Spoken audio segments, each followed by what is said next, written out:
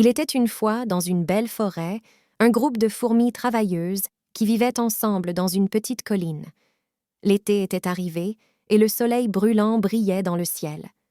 Les fourmis savaient que c'était le moment de travailler dur pour rassembler de la nourriture et préparer leur colonie pour l'hiver à venir. Les fourmis sortaient tous les jours pour chercher des graines, des feuilles et d'autres aliments.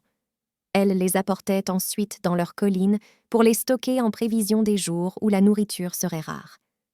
Elles travaillaient sans relâche du matin au soir, se soutenant mutuellement et partageant les tâches. Pendant ce temps, de l'autre côté de la forêt, il y avait un cafard nommé César. César était un insecte paresseux qui aimait se prélasser au soleil toute la journée.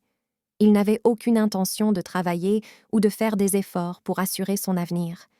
Il se moquait des fourmis et pensait qu'elles gaspillaient leur temps à travailler si dur. Mais l'été s'écoula rapidement et l'automne arriva. Les fourmis avaient réussi à collecter suffisamment de nourriture pour leur colonie et elles étaient prêtes pour les mois plus froids à venir. Cependant, César se retrouva dans une situation difficile. Il n'avait rien à manger et se sentait affamé. Il se rendit compte de son erreur et se rendit à la colline des fourmis pour demander de l'aide. Les fourmis, malgré leur travail acharné, étaient gentilles et compatissantes. Elles lui offrirent de la nourriture et lui enseignèrent l'importance du travail et de la prévoyance. César apprit la leçon que l'effort et la diligence sont essentiels pour assurer son propre bien-être.